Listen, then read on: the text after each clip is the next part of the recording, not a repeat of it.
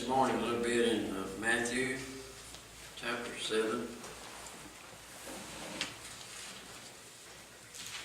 Gosh, I can't keep my stuff up here. I want this light off.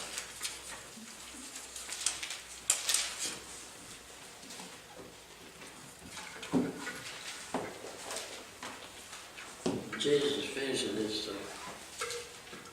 Sermon on the Mount in this chapter here, and we're going to look at a few verses here and make some comments and look at some scriptures throughout the Bible. Chapter 7, verse 1, we're going to read down through verse 6, start with here. It says, "Judge not, that you be not judged, for with what judgment you judge, you shall be judged.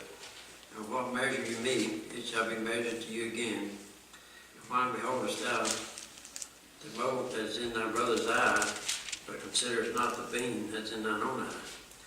Or how wilt thou say to thy brother, Let me pull out the mote out of thine eye, and behold, the beam is in thine own eye? Thou hypocrite, first cast out the beam out of thine own eye, then shalt thou see clearly to cast out the mote of thy brother's eye.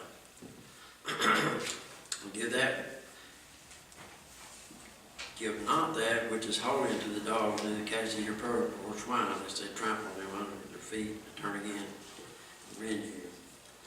We're going to look at some things here concerning judgment.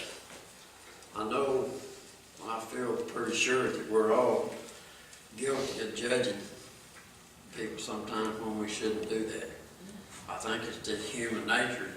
So, look what that guy doing. He shouldn't be doing that whenever we got problems of our own. You know, we don't have a right to judge somebody else. That's God's business. But I think we all probably do that sometimes. And knowing that we shouldn't do it, it just comes out. That's what we're going to look at here for a little bit this morning. Anyway, here in these verses, Jesus is giving a warning here to people that would be judges. And these verses here, he's directing his disciples how the believer should conduct himself when looking at faults of others. And again, there's many probably that's guilty of this. In verse 1 and 2 here, he cautions against judging others, says, "Does not that you be not judged, for with what judgment you judge, you shall be judged, and with what measure you mete it, shall be measured to you again." Anyway, judgment of others for brothers is forbidden by the Lord. Hello.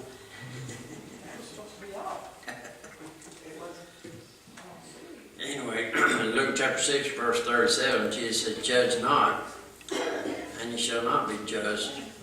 Condemn not, and you shall not be condemned. Forgive, and you shall be forgiven." In Romans chapter 14, says, "Let us not judge one another anymore." I'm going to turn there and read Romans 14:10.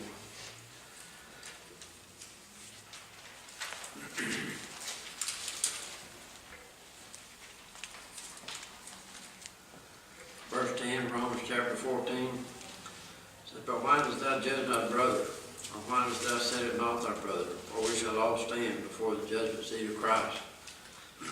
For it is written, As I live, saith the Lord, every knee shall bow to me, and every tongue shall confess to God. For 'twas so then every one of us shall account for himself to God. Let us not therefore judge one another any more, but judge this rather, that no man put a stumbling block or an occasion to fall in his brother's way." Paul said here, let us not judge one another anymore. It's forbidden for us to judge one another. Back in verse 4 of chapter 14, it says, "Who art thou that judgest another man's servant? To his own master he standeth for father." Again, we're not to judge. It's God's business to judge. God's going to take care of his people. He's going to judge his people, and it's not our place to judge anyone. If we follow this instruction that's given here, it'll be less likely that we'll be judged, or that we will be less it's likely that others will judge us. I'll get it right in a minute. So if we follow what Christ is teaching here, we judge ourselves before we judge others. If we do judge others, it's likely that they'll judge us in return, is what I'm trying to get across there. Anyway, they're saying, or Christ is saying here, it's not for us to sit in the judgment seat. God is judge, He's going to judge everybody. It's not for us to judge people.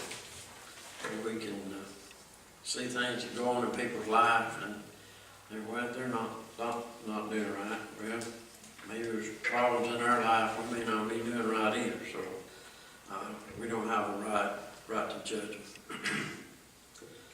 If we see some brother doing something that would want us, cause us to judge him,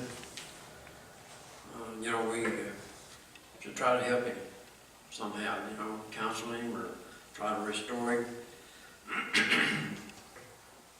but not judge him. Even if we do see someone, man, that guy shouldn't be doing that, and we confront him about it, we might be opening up something we don't want to. He might get offended, and he might take offense with us trying to straighten him out when we might even have some of the same kind of problems in our own lives. So we have to be careful that we don't do this. I want to turn to James chapter 4, verse 11. Read a couple verses there.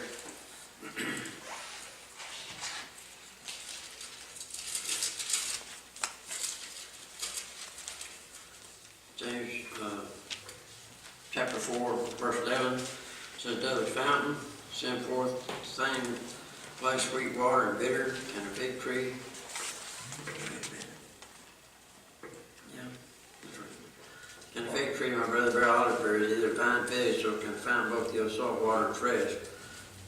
So we need to be careful. That's not the right scripture. Chapter 2. What version you got there? I'm sorry? What version you? Well, I got 11 and 12 here, but that's not what I have here in my notes. Anyway, he that judges his brother is speaking evil of the law is what I'm looking for, and I don't know where that scripture is. I got it written You're not down. in chapter 4. Huh? That's what chapter 4 says, you're not in chapter 4. 2 and 14. Chapter in chapter 13, wasn't it? Okay, 11 and 12, chapter 4. "Speak not evil one of another, brethren. He that speaketh evil of his brother and judges his brother speaketh evil of the law and judges the law. But if thou judge the law, thou art not a doer of the law, but a judge. There's one lawgiver who is able to save and to destroy. Who art thou that judgest another?" Again, judgment is forbidden. Now, we're taught not to judge one another, but we're to talk to people, those that are not saved. A non-believer, if we offer an opinion to a non-believer about some kind of sinful deed or behavior or something in his life, we might get it right back in our face. He might say, "Well, I thought Jesus told you not to judge." A lot of people know more about the Bible than we think. People that are unsaved, they hear stuff, I guess. But anyway, if we try to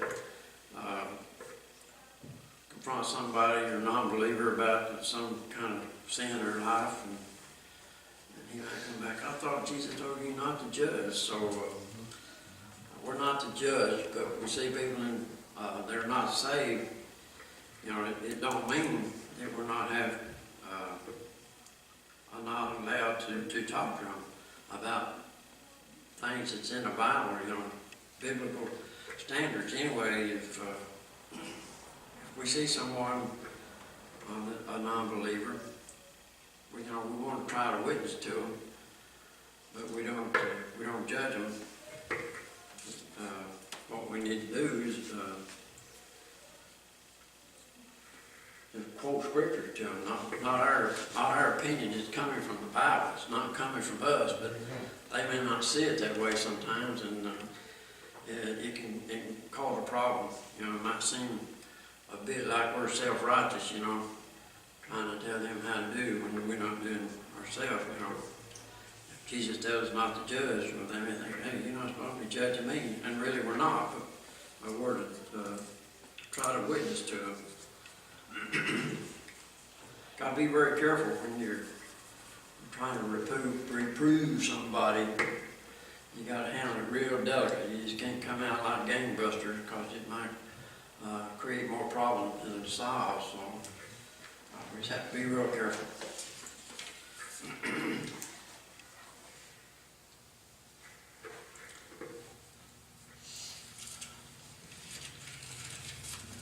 I can't keep my markers are falling down.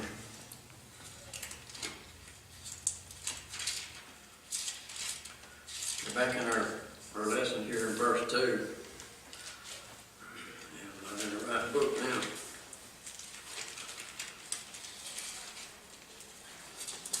Kenneth, do you have this kind of problem? Oh, yeah. Okay, verse 2 says, "For with what judgment ye judge, ye shall be judged. And with what measure you mete, shall be measured to you again."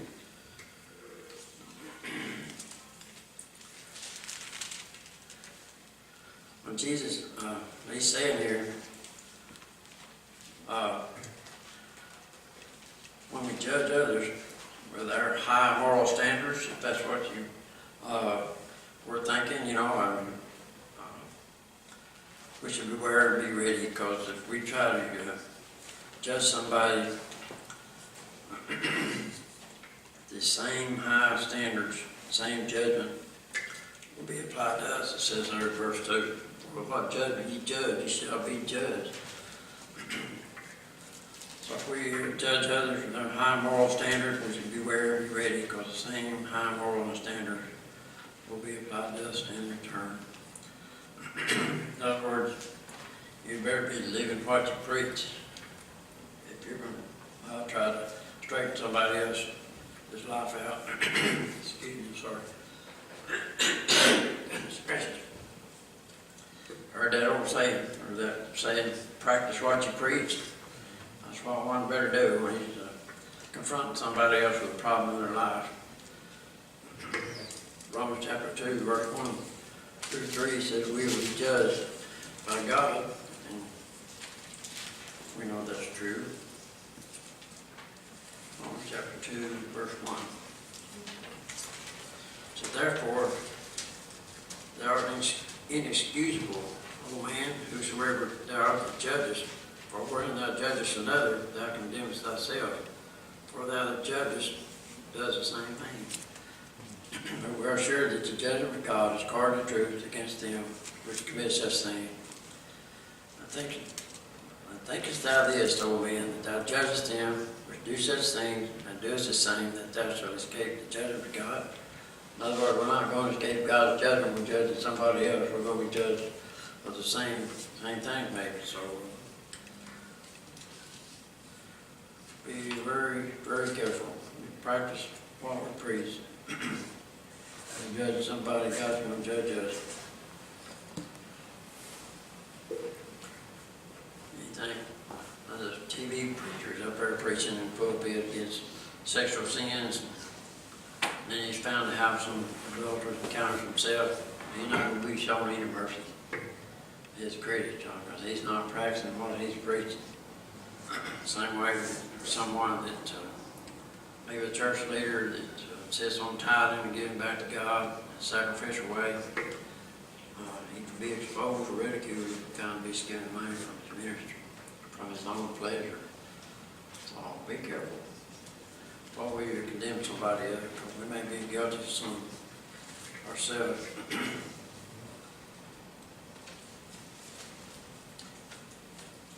You know, you think about fairness.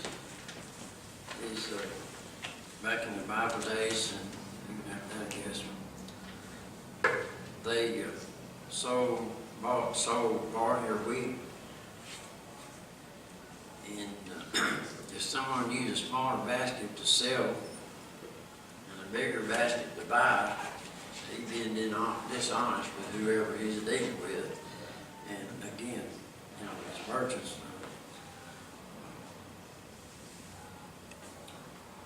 the dishonesty, you know, will be uncovered at some point in time. It was going to, his credibility will suffer because he's not being honest with the man. So we need to be honest with people and deal with people fairly. Verse 3 through 5 in our lesson here, it says, "Thou, why beholdest thou the mote that is in thy brother's eye, but considerest not the beam that is in thy own eye? For how thou say to thy brother, let me pull out the mote out of thine eye, and behold, the beam is in thy own eye. Thou hypocrite, first cast out the beam out of thine own eye, and then shalt thou see clearly to cast out the mote out of thy brother's eye."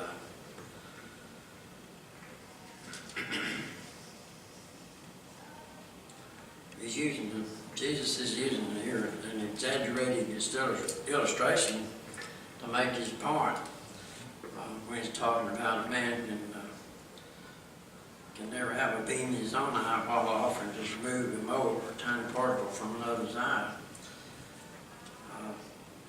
Just picture that, if you would. You know, a man with a 2 or 4 protruding from his face offering to remove a piece of sawdust from some other one's eye.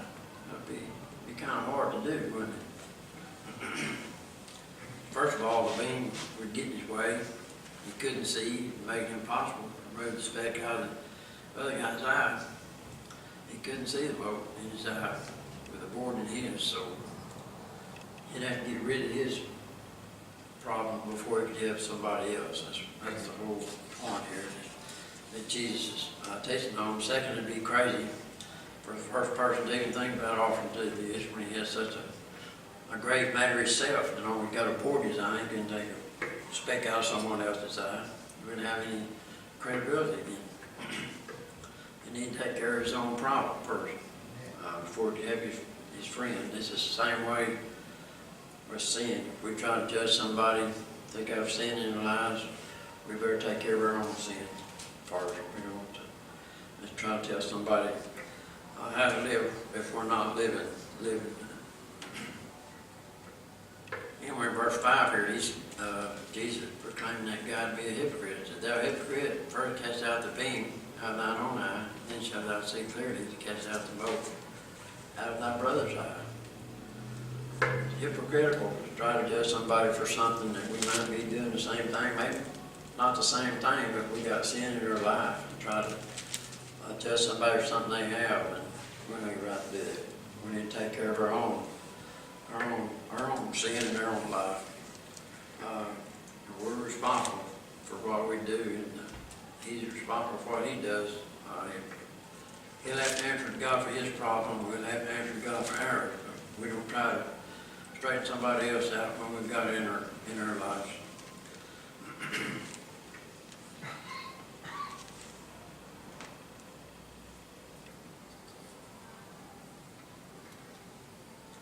I think Jesus is saying here, talking to his disciples, he's unmasked the judgmental morals of this day. We're declaring that all too often their own moral failure are showing. And we can't hide. We may hide from men, we can't hide from God. Again, Jesus advises you to take the beam out of your own eye, and you can see to help take the mote out the other's eye. Turn to Galatians chapter 6. You don't have to if you don't want to, but I'm going to turn there and read a couple of verses. Speaks of restoring a brother. Galatians chapter 6, verse 1 through 3. It says, "Brethren, if a man be overtaken in a fault, you which are spiritual, restore such one in the spirit of meekness, considering himself, lest thou also be tempted." First of all, it said, if a man be overtaken in a fault, you which are spiritual. If you're not spiritual, you can't restore one. 2, bear ye one another's burden, so fulfill the law of Christ. For if a man think himself to be something when he is nothing, he deceiving himself. You know, that might kind of come across as us being self-righteous, trying to tell somebody how to live if we're not living it ourselves. We're no better than anyone else, so therefore it says, if a man take himself to be something when he's nothing, he deceives himself. We're not any better than anybody else, you know. We see something in somebody's life that's not right, or we have the same problem in our own life. We just may not want to admit it. Anyway, we ask the question, who are we to judge another? You know, we're to judge ourselves before we judge someone else, that we be not judged, as the scripture says there. Jesus is simply saving, better clean up our lives before we try to help someone else who we think needs repairing. He's telling these disciples here, don't be a hypocrite. Don't be like the Pharisees. Self-righteous hypocrites, as Jesus called them. They would point out other people's faults when they got all the problems of their own.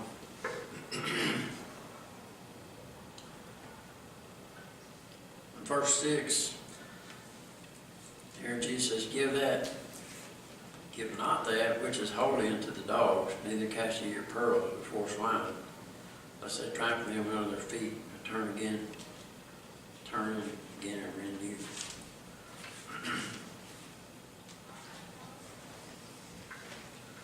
Jesus teaching the disciples here, he don't want them to be hypocrites like the scribes and Pharisees.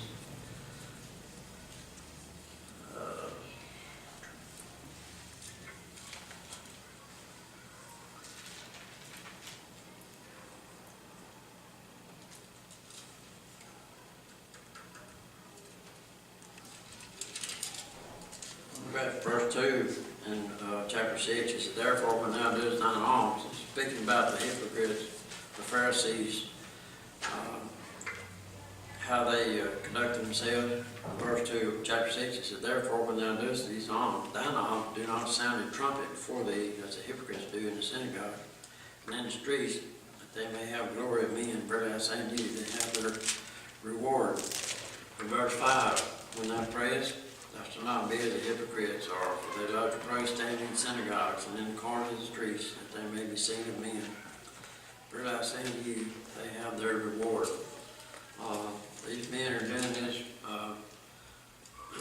to be honored by men. They just want to be lifted up, be rewarded by men. Verse 16, Lord, when you fast, be not as the hypocrites, or sad countenance, for they disfigure their faces, that they might appear to men to fast. Verily I say to you, they have their reward. Make themselves look sad, like they've been fasting. As it says there, that they may appear unto men to fast. They just want to be seen, do things to be seen. Self-righteous hypocrites. You know, we're taught not to judge our brother, but neglecting to judge in some wisely, you know, in some cases can cause trouble in churches. You know, if we don't check out people that come in here to preach, or say we're looking for pastor or whatever, if we don't prove them, you know, it can be a lot of trouble. So in these cases, you got to judge, you know, whether this man is doing what God wants him to do or not. So it sounds contradictory, you know, when he's teaching not to judge, and then he's saying you need to judge wisely in some cases. So there'll be a lot of trouble in churches if people just let anybody come in and preach what they want to. So we need to know, you know, is this God's words or man's words? Is this people preaching their own thing, or preaching what God says. So we need to watch out for false teachers, that come in and even some people might, look like to us, that they're godly people and teach the right thing, but you get somebody back in the Sunday school room to teaching young people. If you don't know what they're teaching those people, they could be teaching false doctrine. It could be disastrous, for those kids if they're not getting the truth, and they may be wind up in hell instead of accepting Jesus as their Savior. So people of the church need to know people background. They need to be proved from God's Word that they're speaking what God would have them to say. Speak the truth. Watch out for false teachers, you see. So in that case, we would be judging.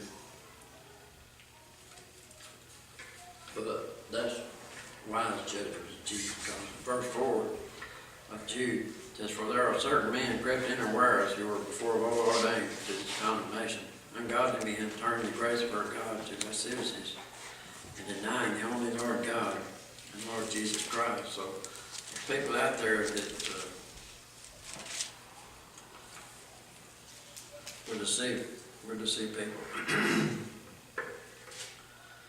In this verse here, he calls them dogs.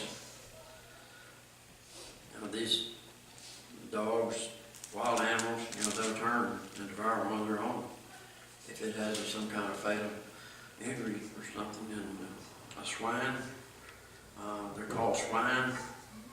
They were considered unclean animals by the Jews. Jesus saying here in verse 6, "Give not that which is holy unto the dog, neither cast ye your pearl before swine, lest they trample them under the feet, and turn again and rend you." Don't cast that which is holy before the dog, or cast your pearl before the swine. He's saying here, not everyone is fit to be reproved. Some people are just not going to believe. He uses those as an example, that you're wasting your time casting your pearls before the swine, because they're just going to trample them in the mud. You preach and teach them things of God, and they're so, I don't despise God's word, anything that has to do with God. You're wasting your time if they're not going to believe anyway. And this is something else, that we have to be real careful how we're talking to people. And we may not know for sure whether these people are that way or not. They might believe if somebody keeps talking to them about the Lord. But he's saying here, not everyone is fit to be reproved. And we're still to witness to people. Jesus himself preached to publicans and sinners. He didn't associate with them, but he preached to them. He's speaking of people here that despise the gospel, blaspheme the gospel, persecute the preachers that preach the gospel. So he's saying it would be lost labor spending much time with these people. A waste of time to those that won't believe. And again, got to be real careful with that. And we must find the correct balance, the right time, the right place to judge others' motives and their character. He tells his disciples here they must be wise as serpents and harmless as doves in Matthew chapter 10, verse 16. As I said a while ago, one fails to see the difference, it can be disastrous. We need to try, to tell people about the Lord if they don't receive it. After trying, we try, prove them before you give up on them, I guess is all I'm trying to say. In verse 15 down here in chapter 7 of Matthew, Jesus says, "Beware of false prophets which come to you in sheep's clothing, but inwardly they are ravening wolves." Excuse me.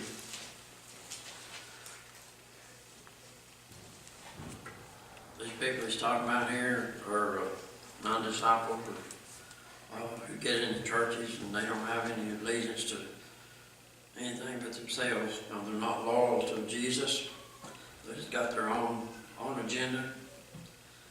And there's people everywhere in this nation, around the world, I guess, is in churches, getting in churches, is teaching false doctrine. He says, beware of these false prophets who come to you in sheep's clothing, and with their raving wolves. Very deceiving people they are.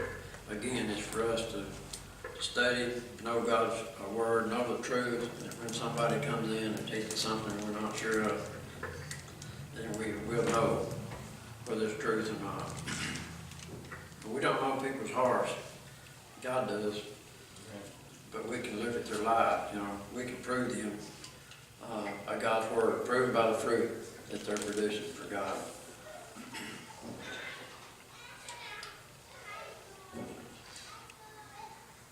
In Luke chapter 6:44 says, every tree is known by its fruit, and so is a man that claims to be a man of God.